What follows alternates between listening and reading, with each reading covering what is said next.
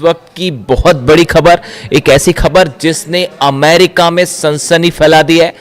Pentagon, white house हैरान है, America के डिफेंस एक्सपर्ट्स घबराए हुए हैं और उसकी वजह यह है, खबरों के मुताबिक चीन के 16 मिलिट्री कार्गो एयरक्राफ्ट तेहरान में लैंड कर चुके हैं, तेहरान पहुंचे हैं। देखिए, बहुत बड़ी खबर है ये। जो हालात इस समय चल रहे हैं उसके बीच में अगर चीन के 16 मिलिट्री कार्गो एयरक्राफ्ट जो हैं वो ईरान पहुंचते हैं तो आप इसका मतलब समझ जाइए।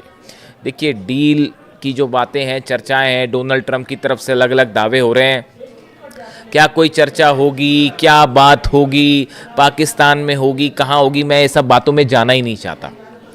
मैं इस चक्कर में पड़ना नहीं चाहता। इसका हिसाब डोनाल्ड ट्रंप को लगाने दीजिए, क्योंकि ये सब डील वील जो है इनका नतीजा जीरो है। यही बात अली खामनेई साहब ने कही थी और यही बात मैं भी मान के चलता हूँ। ये डील वील से कुछ बात चर्चा से होना नहीं है। जब डोनाल्ड ट्रंप पिटने लगते हैं तो वो डील करने लगते हैं, हाँ बातचीत चल रही है ये कहने लगते हैं, वो अलग बात है, उसको छोड़ दीजिए। लेकिन देखिए, जो इंपॉर्टेंट खबर है वो ये, पहले मैं इसको पढ़ के बताऊं जो खबरें छपी हुई हैं सब जगह। Reports claim that 16 Chinese military cargo aircraft landed in Iran in what has been described as the largest reported Chinese airlift to the country since the war begin. जब से ये जंग शुरू हुई है ईरान और अमेरिका की, उसके बाद से सबसे बड़ा कंसाइनमेंट जो है वो तेहरान ईरान पहुंचाया गया है। 16 मिलिट्री कार्गो जेट्स चाइना के वो पहुंचने की खबर है तेहरान में। The reported flights have fueled speculation that Beijing may be expanding military support for Tehran as the conflict enters a new phase। जैसे जैसे ये जंग एक नए दौर में प्रवेश कर रही है, उस बीच में माना यह जा रहा है कि चीन ने अब खुले तौर पर ईरान की बहुत बड़ी मदद की है। इसके पहले भी देखिए इस तरह की खबर थी, अलग अलग सोर्सेज से आपने देखा ही होगा कि 400 से ज्यादा जो शोल्डर मिसाइल्स होती हैं, शोल्डर मिसाइल्स फायर की जाती है, मैनपैड्स कहते हैं जिसे, जो कि एक प्रकार का डिफेंस सिस्टम है, ऐसे 400 सिस्टम्स देने की बात हो रही थी। हालांकि देखिए, खबरें क्या छपी इंटरनेशनल मीडिया में कि चीन की तरफ से ये शोल्डर मिसाइल्स जो कि कंधे पे रख के चलाई जाती हैं और जो एयरप्लेन, जो लो फ्लाइंग ऑब्जेक्ट्स होते हैं जैसे एयरप्लेन हो गया या लो फ्लाइंग ड्रोन्स हो गए, उनको गिरा देते हैं। खबरें छपी इंटरनेशनल मीडिया में कि ये चीन पहुंचाने जा रहा है ईरान को और डील हो गई है 400।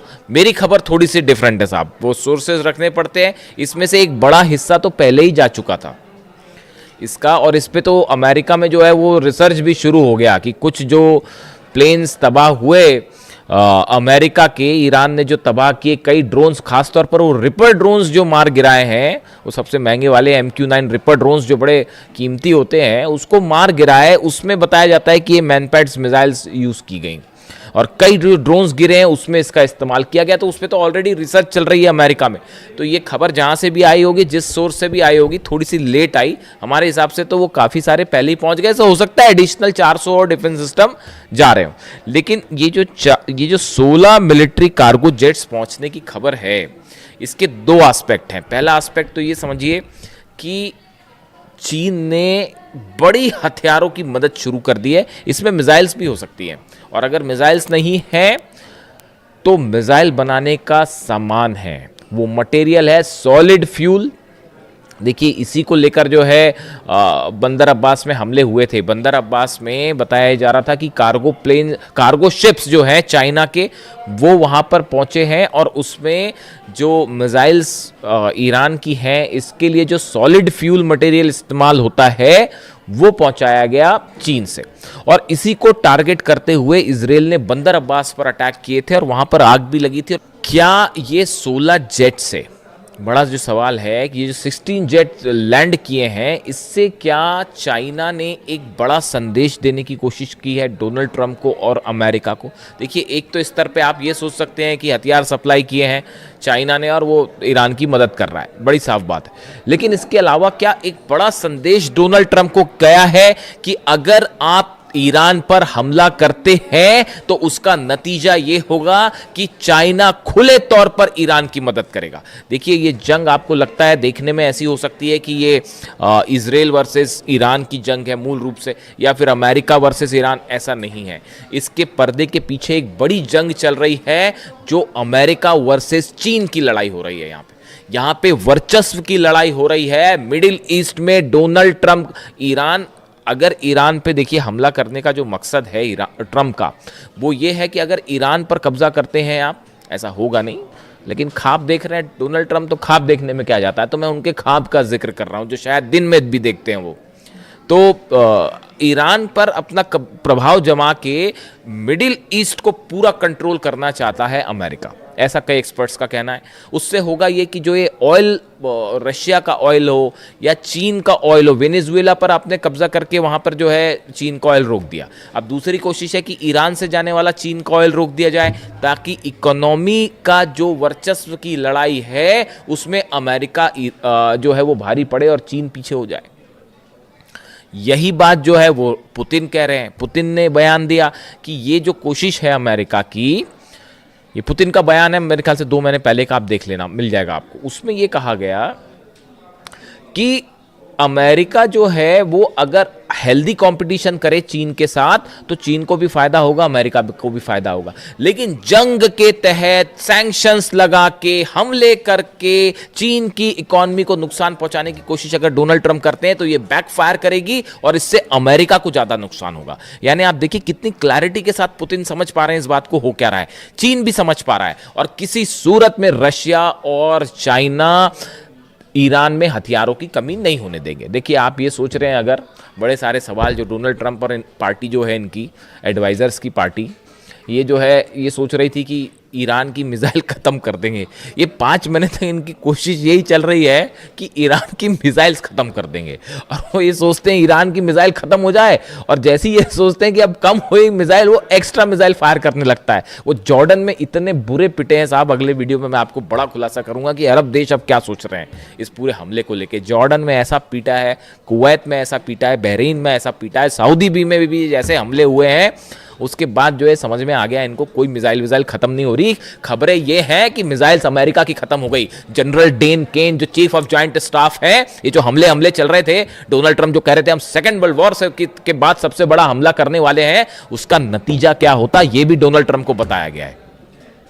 उसका नतीजा ये होता कि नक्शे से कई देश मिट गए होते। आप सोच नहीं सकते कितने बड़े हमले होने वाले थे। ये जो डोनाल्ड ट्रंप अगर ये हमला कर देते, जो ये कह रहे थे कि सेकेंड वर्ल्ड वॉर के बाद सबसे बड़ा हमला होगा, एयरफोर्स 1 में उनसे पूछा गया तो बोले मैं वो हमला करने वाला था जो सेकेंड वर्ल्ड वॉर के बाद सबसे बड़ा हमला होता। और फिर उन्होंने कहा कि जो है वो सऊदी के क्राउन प्रिंस ने मुझे रोका और कतर ने मुझे रोका, और तमाम इन देशों ने जो है मुझसे कहा कि अभी आप हमले मत करिए और बातचीत को एक मौका दीजिए, और हम कोशिश कर रहे हैं कि लोगों की जानें ना जाएं। इस तरह की बात डोनाल्ड ट्रंप कर रहे हैं। 168 बच्चियों की मौत जो है वो दिखाई नहीं दी, है ना। अली खामनी साहब को टारगेट किया, वो दिखाई नहीं दिया। उनको शहीद करने के बाद सोचते हैं कि डील हो जाएगी। कैसे डील हो जाएगी साहब? अभी तो फिलहाल जो मेरे पास खबरें हैं, पुख्ता खबर नहीं है, अभी थोड़ी देर पहले हॉर्मुज में एक जहाज को ठोक दिया ईरान ने। थोड़ी देर पहले की खबर है, अभी धीरे से देखिए आएगी बाहर।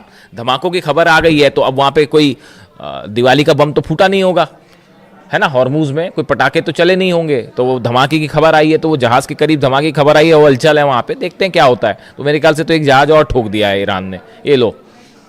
तो अब हालात ये है, देखिए मामला ये है कि ये चाइना और रशिया किसी भी सूरत में ईरान के मिसाइल पावर के लिए जो मटेरियल सप्लाई है, टेक्निक ईरान के पास है। लॉन्ग रेंज मिसाइल्स बनाने में जो है वो ईरान बैलिस्टिक मिसाइल्स बनाने में, अपने टारगेट अचीव करने में कोई मुकाबला नहीं है। ना फतह का, ना खुर्रमशहर का, ना सेजिल का, कोई मुकाबला ही नहीं है। खैबर और खैबर शेकन दोनों वर्जन्स जो है मिसाइल के वो ऐसे हैं कि वो रिसर्च चल रही है कि भैया कैसे क्या इन्होंने क्या ही कर दिया।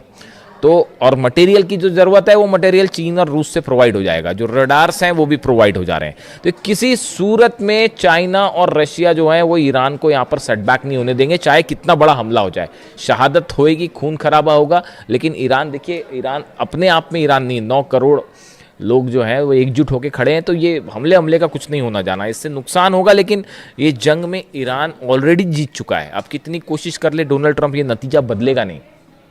और ये बड़ा इकोनॉमिक स्टेक लगा हुआ है रशिया और चाइना का ईरान में, वो किसी सूरत में नहीं जो है नुकसान पहुंचने देंगे। बड़ा नुकसान की जंग हो जाए और ईरान हार जाए, ऐसा कतई नहीं होने जा रहा। और ना ही मिसाइल की कमी होने जा रही है, ना ड्रोन की कमी होने जा रही, चाहे जंग आज चले चाहे 5 साल चले। जैसे कि हथियारों की कमी यूक्रेन में नहीं होने दी जा रही, समझिए इस बात को। ये बड़ी फैक्चुअल चीजें हैं, मैं आपको बड़ी साइंटिफिक बात बता रहा हूं। यूक्रेन के पास क्या इतने हथियार थे? नहीं। पिछले 5 साल से जंग चल रही है ना, अमेरिका भी हथियार दे रहा है, यूरोप भी हथियार दे रहा है, उनके जम पे लंग हो रही है। जेलेंस्की तो मोहरा है, सिर्फ एक शतरंज का जरा सा पिद्दा सा मोहरा है और कुछ नहीं है। वो ईरान से भिड़ने चढ़े थे और ईरान ऐसी मार मारता कि याद आ जाती फिर नानी। तो हकीकत ये है कि वो जो है, जैसे वो हथियारों की कमी नहीं होने दे रहे, वैसे ना रूस होने देगा, ना चीन ईरान में हथियारों की कमी होने देगा। तो वो दांव फेल हो गया डोनाल्ड ट्रंप का। ये शय और मात का खेल चल रहा है शतरंज पे, और उसमें भारी पड़ जा रहा है ईरान। तो वो हथियारों की कमी होने नहीं देगा। तो अब और जंग करना जो है वो तो हौसले की बात है। वो ईरान में कूट कूट के भरा हुआ है, ईरान की लीडरशिप में कूट कूट कर भरा हुआ है। उसी का नतीजा है कि ये जो हो रहा है। तो पहली चीज़ तो ये जो हथियार पहुंचे हैं वो फिर एनालिसिस हो रहा है कि चीन ने क्या पहुंचा दिया भैया, पहली बात ये। दूसरी, इस तरह भी खबरें हैं कि रशिया से भी कुछ पहुंच गया मटेरियल नया, उसको लेकर जैसी कंफर्मेशन आएगा मैं आपको बताऊंगा। इस तरह की खबरें हैं कि मिसाइल से जुड़ा कई सामान जो है वो रूस की तरफ से भी ईरान भेज दिया गया है। ऐसी भी खबरें हैं, 1-2 दिन में देखिए आपको सुनने में मिल जाएगा ये मामला।